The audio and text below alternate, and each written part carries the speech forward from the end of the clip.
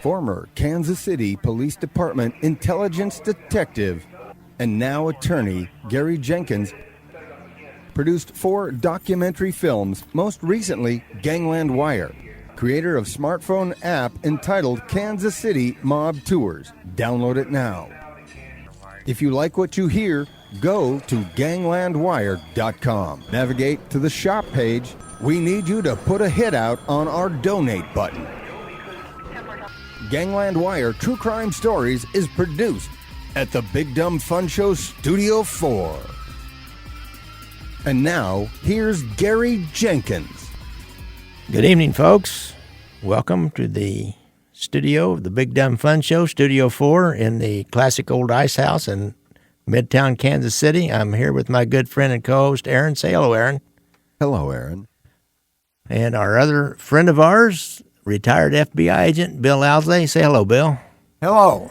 Well, it's good to have you back here, Bill, and we're going to continue down this path of the wiretaps and the casino skim investigation, which was made famous in the movie Casino with Robert De Niro by, what was that guy's name that made that? Not Francis Ford Coppola. It was Marty Scorsese, who did another really good movie, I thought, about the mob. Even better movie, I thought, better depiction was Goodfellas.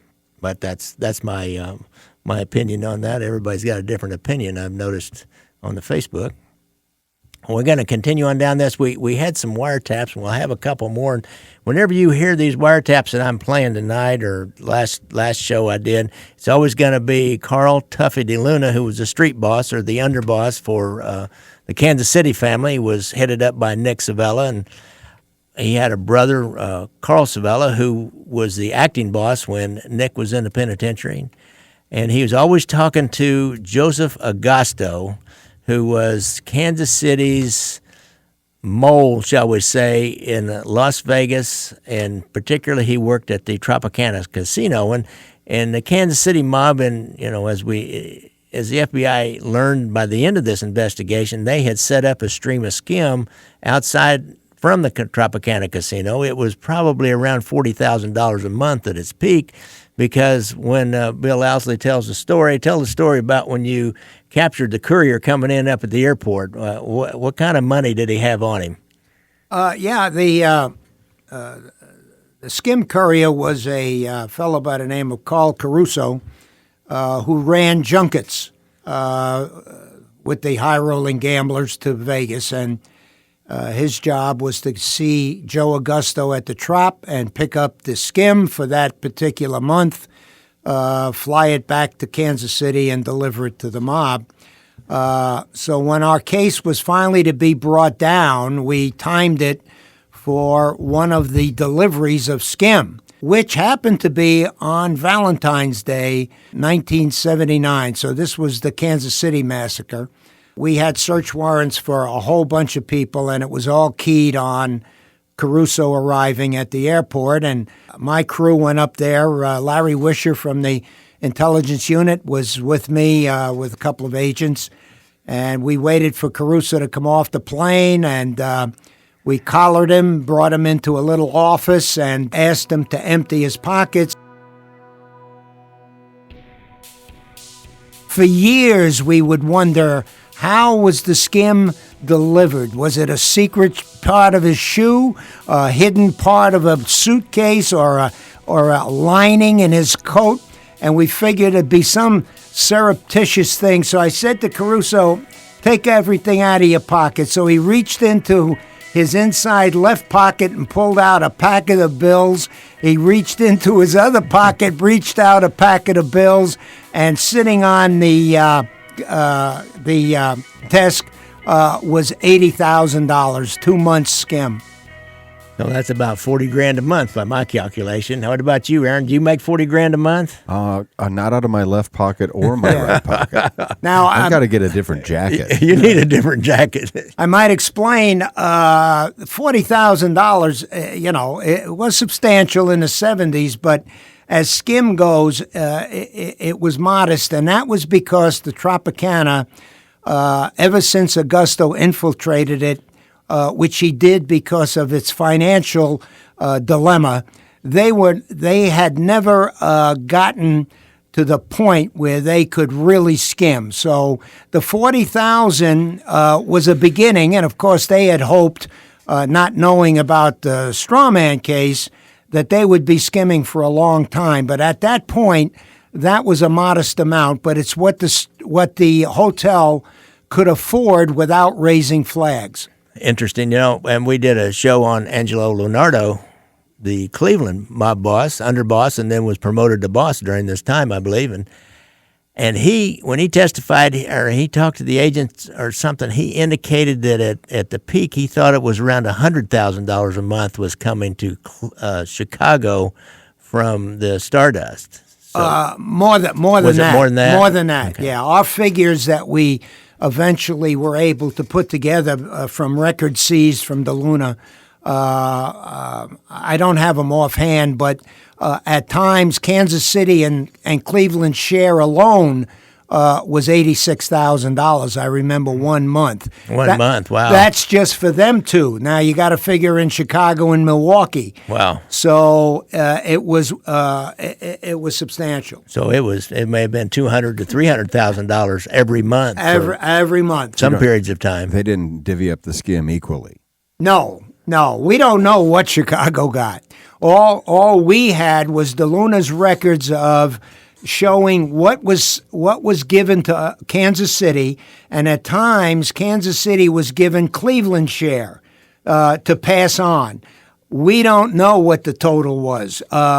Chicago could have taken 2 times what they got. They did. Yeah, so we only know half the story, and we know that at times rivaled $100,000. Well, that part of the story, that was simply one line of stream of income, because didn't Kansas City have their own casino, and a skim off of that one is separate from Chicago? That's the 40,000 that started coming in, and Nick, interestingly enough, because Nick infiltrated the Tropicana without a Teamster Fund loan, that was considered his. He did not have to divide that with anybody. He had no partners, so to speak. But Nick was not an ignorant person, and he understood the big enchilada was Chicago. Of his own goodwill, he shared part of that 40,000 with Chicago. He didn't have to. He was getting that share from the Stardust and the Fremont, or what we'll call the Chicago scam, plus his share from the Trop. It's a little bit like in the hierarchy of the mob, the street person, the soldiers, if you will go out and make some kind of a score, have a book going, and he'll have to kick so much upstairs to Tuffy, and then Tuffy will kick so much of that on up to Ripe or to Corky or to Nick. Correct. Right. So it's kind of the same way. Leonardo also, he made another claim. I'll have to ask your opinion on this, Bill. He said that really Milwaukee was really just almost like a subset of the Chicago outfit. And Kansas City was a little more independent, but really was under Chicago. But Cleveland was not. They said he claimed that they were really had any allegiance. They really had it to the Genovese family in New York. Does that sound right to you? Yeah, it does. First of all, Milwaukee, run by Frank Ballesteri, was a boss that was not highly regarded. In fact, I think Nick had absolutely no regard from. Called them fancy pants, and they were dominated by the Chicago family. However, on the other hand, it was Ballesteri who Alan Glick went to when he was seeking a loan to buy the Stardust. It was Ballesteri who did the middleman stuff. And that surprised me at the time. I really wondered how that came about. We never got an answer, but yeah, they were a subsidiary. And Cleveland is considered more East Coast than West. Oh, interesting. I never really thought about that before, but it makes sense. you talked about the notes you found at Tuffy's house, and that was when you served the search warrants, and you found these kind of detailed notes that help make sense of a lot of these wiretaps. And we were talking about Harry Reid and his connection to the Chicago outfit and the Kansas City outfit and Milwaukee, this cabal, if you will, of we need the Midwest mobs. How about that? We just call them the Midwest mob families. And what was his true connection to them? And was he bought and paid for by them? For all we know, he does, and he was, or maybe he wasn't. There's never really been a smoking gun kind of like a wiretap evidence or a witness that came in that had firsthand knowledge that I know of. But you did find further evidence. What was that evidence in those notes in Tuffy's house? Well, first of all, the first question, Reid was an asset, we believe probably developed mainly by Joe Augusto through the attorney Jay Brown, and that asset, I don't know that it belonged to anybody, but it benefited Chicago, Cleveland, and all because they were getting money from the Stardust, and that hotel needed to be protected, and Harry Reid was their man to protect it. And I don't believe that money passed hands. I think that this was an accommodation by Reid, who was, I'd have to say, bent in that regard, that he was prone, maybe seeking down the road he would need their help. But for whatever reason, I don't think he got money. And Reid claims in his book that when the clean face allegation came out in public, he was exonerated by a detailed financial investigation and what have you and this and that. No, there wasn't any indication, and I don't think it was a pay for play. They didn't get money. It was I don't know how to explain it, but he was a player. He was a player, and for whatever reason, motives. So that's that. But now, didn't you mention something in the break there about some furniture? Yeah, well, I'm getting. Yeah, what happened is, first of all, when Reid took over, of course, we're not even on the wires yet. So this is a pre-story. But we eventually get the wires, and of course, then on the searches, we get Tuffy's records, his little notations of all of his meetings and what he did, and the money's coming around. Unbelievable, all in violation of Mafia protocol, by the way. And one of the notes was a recordation of a meeting in Chicago with the Chicago boss, Joe Iuppa, who was called 22, and his minions, some of his ranking people. And Tuffy made a little recording of that meeting, and he always did a little summary. And in this summary, he said that the entire conversation was of Crazy, that's Lefty Rosenthal, and Caesar, that's Joe Augusto, efforts to corral Cleanface. Now, this isn't long after he had become the commissioner of the board of the gaming commission for Nevada, the head of the commission. So that was interesting. And then, subsequently to the search, several years later, Augusto is now a cooperating witness. And during an interview with Augusto, just in passing, because we're still not very interested in this minion named Reid, who was nobody. He had left the office, and we had bigger fish to fry. But Augusto was talking about how, hey, this guy, Harry Reid, became the commissioner, and Jay Brown and I got together, and Reid had to get his own office because now he was the commissioner, had to be segregated from any conflict of interest with other attorneys. And so Jay Brown suggested that I come up with $30,000 to $40,000 for furniture to furnish Reid's new office. That was the extent of the 302, the interview form we used. Unfortunately, it wasn't pursued. God, now I wish it was, but it wasn't pursued. But taking the two together, a note saying their efforts to corral Cleanface, and at that same about time, either before or after the note, we don't know, they didn't even ask the date, we have the providing of furniture, which I see as part of the avenue to corral Cleanface. So that term, the use of language here, I think is kind of important, Bill, don't you? Yeah, absolutely. And the term corral, that he actually wrote down corral clean. Absolutely, Cleanface. absolutely. And so in my world, and where I grew up was on a farm.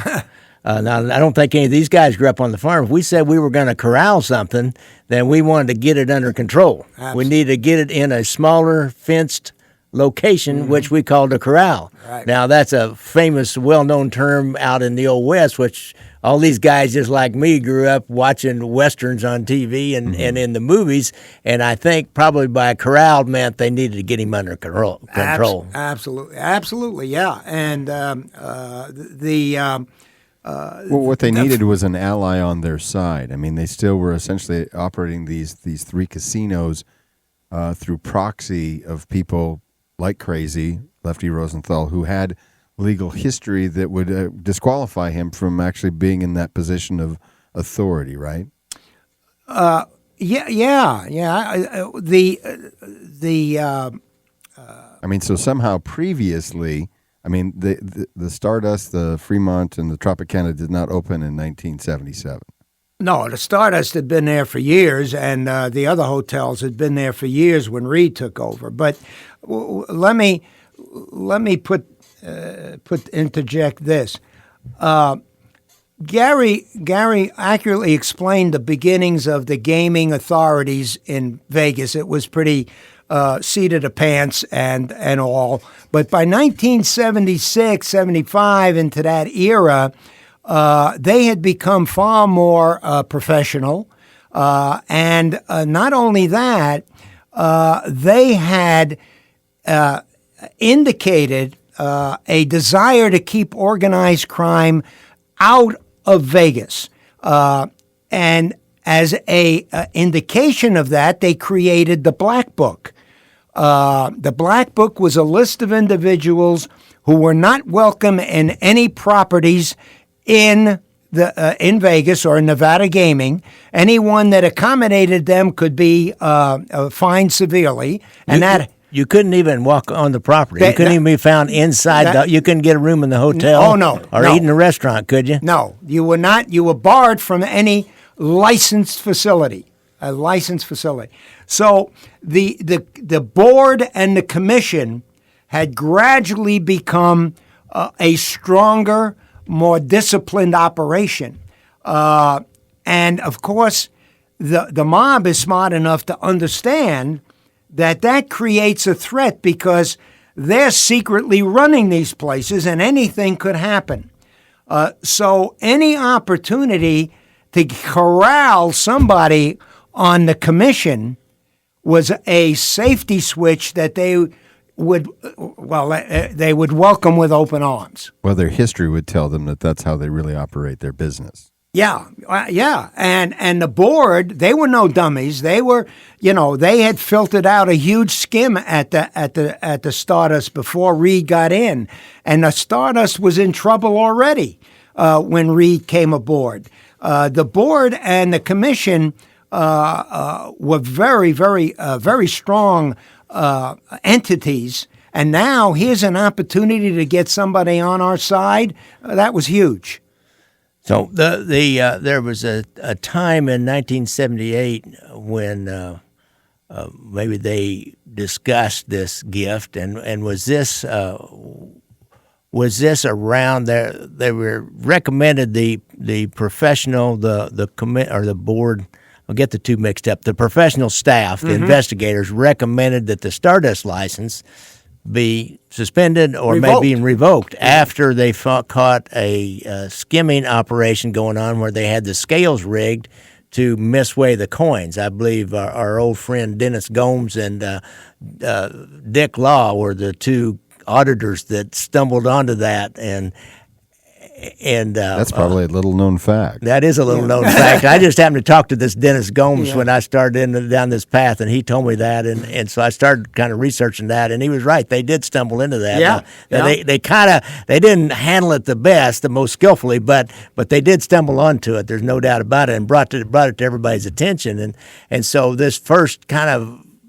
They were the first ones really to catch somebody in some skim, and they dug up some evidence and over the next few months. And so the Gaming Commission was going to move on the Stardust, and there was a hearing, and it was recommended by the professional staff that they they revoke their license. So what happened? Well, and also besides the slot skim, they had found past posting in the book. Which was run by Lefty. No, that's Lefty all over there, man. Past posting. Yeah, right. So Wait a second. What does that mean, past posting? Well, that's when you bet after the game has begun. After the horse race, it came from horse racing, from posting. After the game, you know the outcome practically, or after you can kind of see what the outcome's going to become, then you can make your bets. So anyway, they were in trouble on a number of fronts, so the Glick had to appear at this hearing, and as Gary said, the professionals, the board, had said it was severe enough the license should be revoked. And also, I'm sure as part of that was the fact that Lefty Rosenthal had been a part of the Stardust and had been had stuck in the craw of the board. So now they're in the midst of this hearing, and it's looking really bad. And that evening, Augusto calls Tuffy, and he said, "It looks like I saved you guys." So this is my interpretation. I don't have the exact words, but I did you a favor. We saved the Stardust. Clean face came through, and we got only a fine. And so the next day, he calls again, and he gives them a blow-by-blow description, and I'll make it short and sweet. The hearing is going on. It's not looking good. Oscar Goodman is defending the Stardust. He's in a panic because he knows they're going to lose. He's yelling at Augusto and Jay Brown. Obviously, this means Goodman knew about the connection. And what Reid was doing. And he says, for God's sake, do something. Get over there and do something. And Augusto says that the two of them, Jay Brown, who's called the channel, and this is a good reason, channel to Reid, the two of them go over and they sit down and have a discussion and ask Reid what they think he could do, and they throw out an idea, he throws out an idea. They come up with the idea that how about a $100,000 fine, which at that time, doesn't sound like a lot now, was the largest fine imposed. And they agreed that they would go for that, and Reid said, I will do the best I can to get 2 more votes on my side. 3-2 would do it, the 5-man commission. And that's what happened. So Augusto is crowing that clean face came through and we saved the Stardust. If they had followed the board's recommendation, the license would have been revoked. That's the end of skimming. And it would have been a disaster for the triumphant or the cabal that was sharing in those monies. Yeah, it would have dried up several $100,000 a month, wouldn't it? Aaron, play that so tape. A $100,000 fine really isn't anything. That's nothing. They could have sent Caruso in, Yeah. and he would have reached in his right and left breast pocket of his jacket and produced $100,000. Aaron, play that tape Clean was able to deliver. Here's a little snippet from that wiretap. We only have just a little bit of it. I'm happy that Clean, was able to deliver. Yeah. Augusto, he's a bear to try to listen to. He repeats himself, and it almost sounds like there's a technical glitch in it. He says, "I was happy to." I was happy too. Yeah. I was waiting for a third or a fourth. I was happy to, but Clean was able to deliver. So that. And he's reporting this back too. It had to be to Tuffy. Yeah, he was reporting it to Tuffy. That's his regular conduit for information, and then Tuffy would take it to Nick later and report on the developments, and they would meet regularly to rehash what Augusto had told them as to what was going on. And these were actually that was from a wiretap on Joe Augusto's house? No. It was on Tuffy's house, this probably. This might was have been the Breckenridge. This was at the payphones they were using at a hotel in the East Bottoms, the Breckenridge Hotel. That sounds like another location for your smartphone. Oh, you said that before, I think. I just keep forgetting to put I don't know. There's probably there. not a payphone at that location. No, they've taken them out. I went in and looked. They're gone. Yeah, Augusto, I don't know what he did in Vegas. I'm sure he cheated at times because he was lazy. But they would continually and religiously use payphones. And what would happen is Joe would call the Luna's home, and that was a signal call. And then they would talk about, in code usually, but a time and a place. Like he'd say 9 o'clock at 98. Well, 98 was the last two numbers of one of the payphones at the Breckenridge. They eventually moved to the Mulebach, and he had different. So there was a signal call because Tuffy wouldn't have him discuss this on his home phone. Mm-hmm. He already presumed that was bugged. Yeah. They all thought their phones were bugged. So they would use payphones. Which is kind of ironic that they would think that their phones were bugged because of the skim, when in fact what had happened was their phones weren't bugged before this, but because of the events that occurred in the River Key, that was what brought down the bugs. Is that right?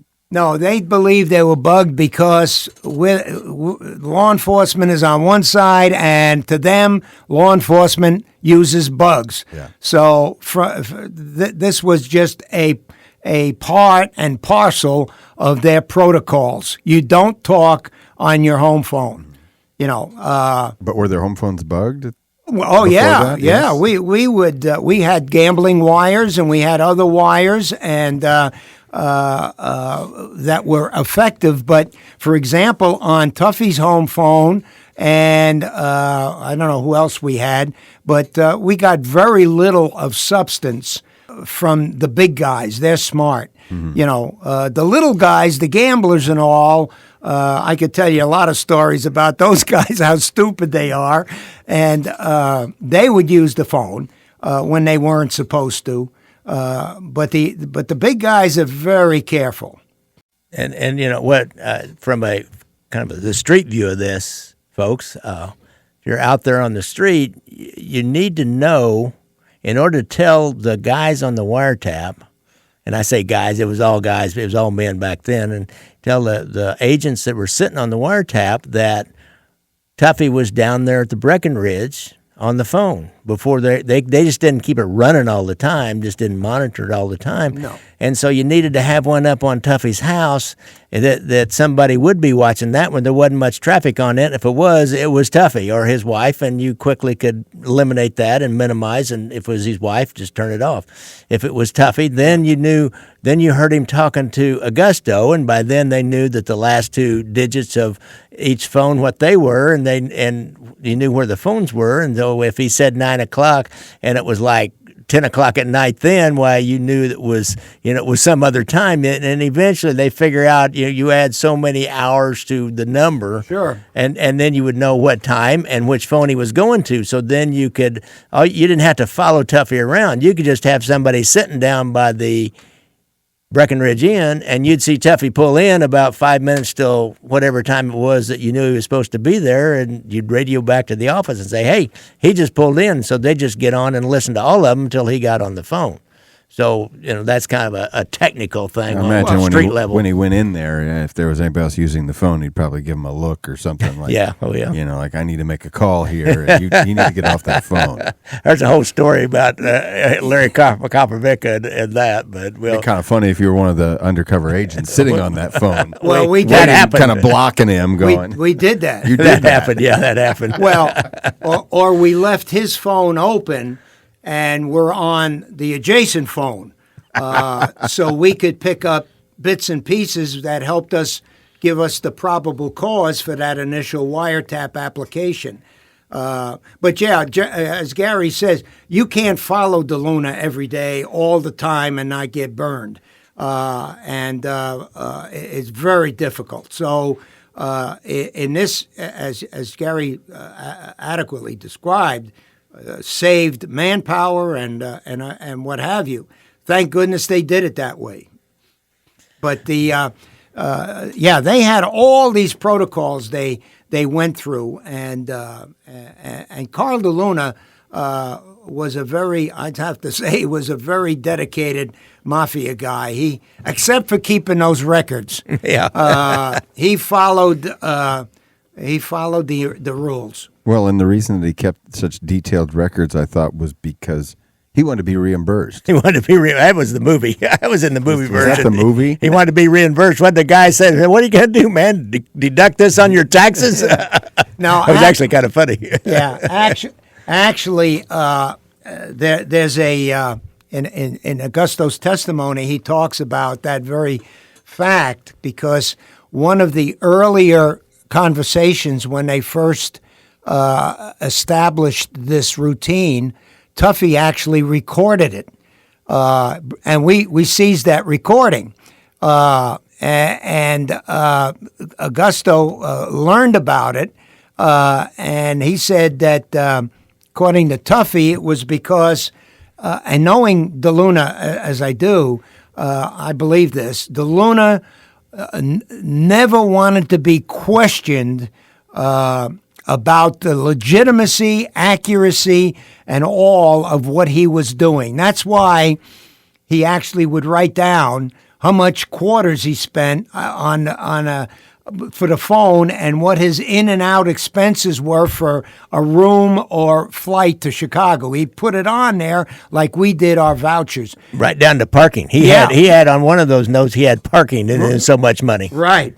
But that was more DeLuna's makeup. He really he had the true mafia ethic.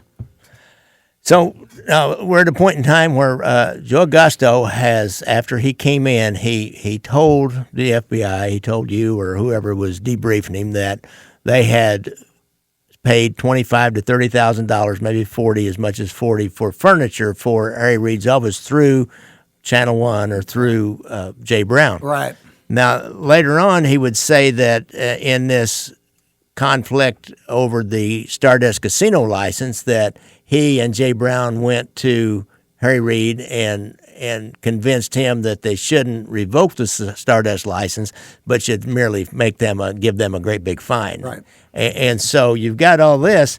Now, kind of what happened? Why didn't that go any further than that? Because I know Harry Reid went on to become elected Senate. He's now retiring from the Senate. He's had a long and kind of storied career as a Democratic politician, a very influential person in our seat of government. So what happened to that investigation? Yeah. Well, first of all, let me preface it by saying after the Stardust hearing, there were quite a few more conversations, a lot of conversations about Reid, what he was doing, the conflict with Lefty, and all that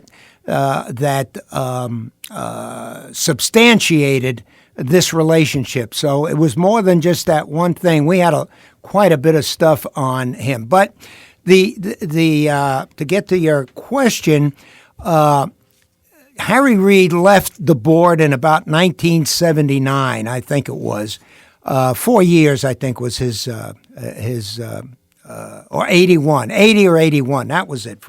Anyway, following the takedown of our case, which was Valentine's Day, 1979, we now were in the position of having to accumulate several years of all of this electronic surveillance, coordinate it with what was done in Milwaukee, the FBI there, Chicago, Cleveland, and Vegas. All of those offices were also investigating and doing work. All of that had to come together. All of the stuff we got out of Tuffy's house, which was voluminous, had to be brought together. And we had to start putting this together in the form that would support prosecutions. And that turned out to be 2 prosecutions. We called it the Trop and the Argent. The Trop had to do with the infiltration by Savella there, and the Stardust was the big case of Argent and all of the Teamster stuff. So all of this was going on. During this period, who was Harry Reid? We had no idea. I didn't have any idea. Where did he go? What did he do? And maybe who cares? He, in the scheme of things, was way down the line if he was even on our radar with all that had to be done. At that point in time, Bill, you were looking to put in jail for long periods of time under a RICO statute of multiple, racketeering convictions. You were looking to put in, you were hoping to put in jail Joey Doves, Joey Iupa, the boss of Chicago, Angelo La Pietra, one of the underbosses, Jackie Cerrone, another underboss or street boss. I kind of get their positions mixed up there in Chicago outfit. Frank Balistreri, the boss of the Milwaukee family, Angelo Leonardo, the boss of the Cleveland family, Mashy Rockman, he wasn't the underboss. I'm not sure what his position was, trusted advisor or something. He was a Jewish member of the Italian mafia, it sounded to me like. Leonardo ends up coming in and helping the government. And then in Kansas City, Nick Savella, the boss, his brother and kind of co-boss or part-time boss, Carl Savella, Taffy DeLuna, the underboss, and Charlie Mortina, who was a highly placed, trusted hitman and enforcer, and Mortina was a guy you wanted to put away. I remember that. He was a bad dude. You did not want to have Charlie Mortina show up on your doorstep and ask you questions if your shit was a little weak, shall we say, with the mob. And so that was your primary focus probably at that time. That was huge. That was the entire Midwest mobs, which some people would say Chicago mob in some ways, even alone, is more powerful than the 5 families in New York in some manner, because they just rule Chicago, this huge city and plus the whole Midwest. They just ruled it, and all the West Coast. They really influenced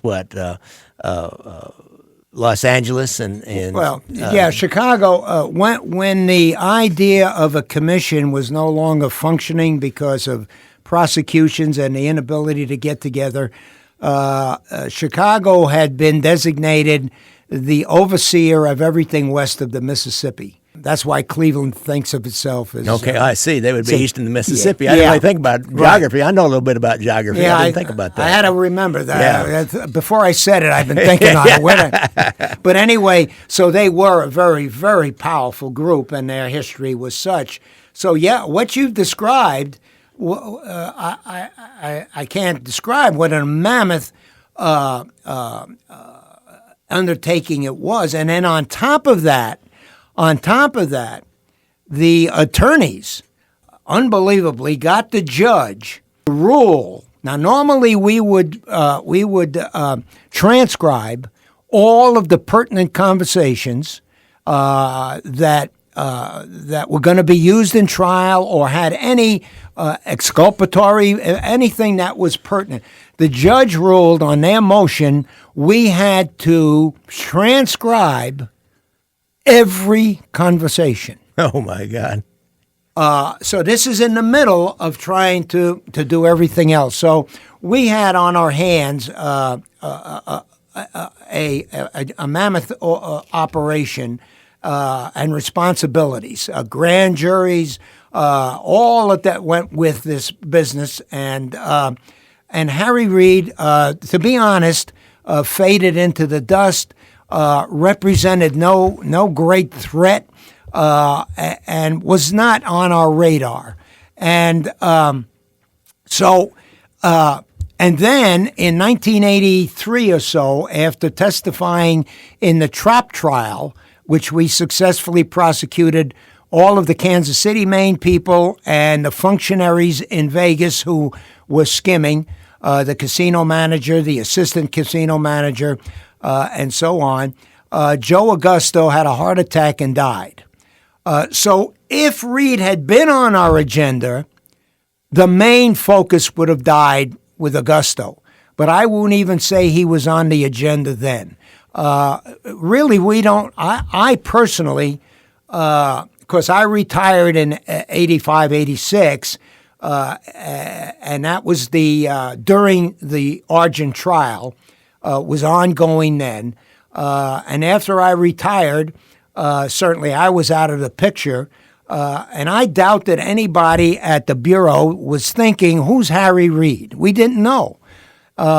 When he became a big shot and when he started to preen his feathers and write a book and use his political position to claim he had cleaned up Las Vegas, that's when I got upset and said, what do we have on Clean Face?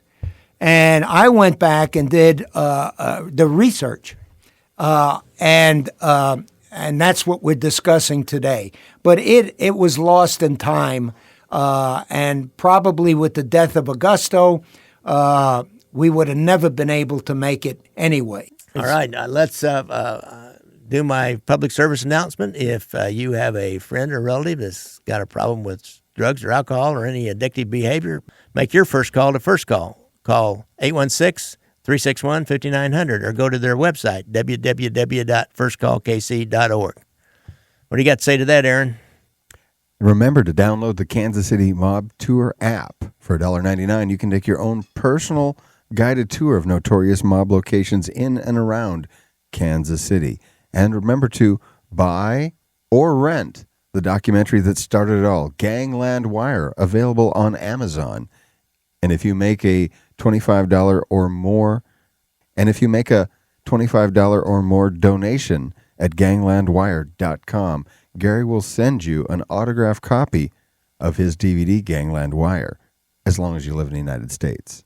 And go to my website and subscribe, and I'll send you a link to a free 2017 mob events calendar that I created and put up. I may have some hard copies made one of these days, but right now, just for subscribing to my website, you'll get a PDF of that calendar.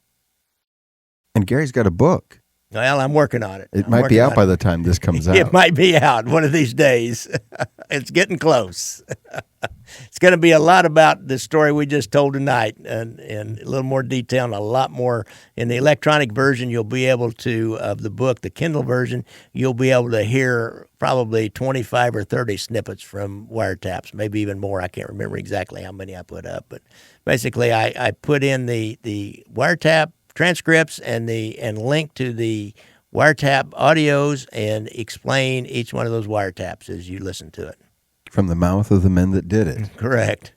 Ganglandwire.com. All right. Say goodnight, Aaron. Good night, Aaron. Good night, Bill. Good night, and it was a pleasure as always.